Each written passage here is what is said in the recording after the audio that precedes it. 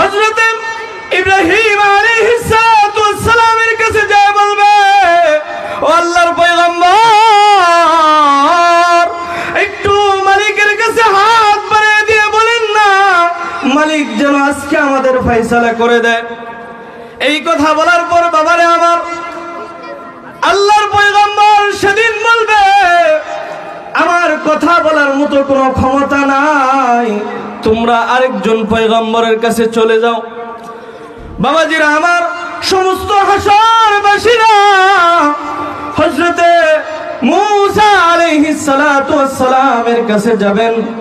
যাওয়ার পর জলিলুল কদর একজন পয়গম্বর, যিনি আরশের খুঁটি ধরে কান্নাকাটি করবে, মূসা আলাইহিস সালাতু ওয়াস সালামের কাছে যায় বলবে, ও আল্লাহর পয়গম্বর,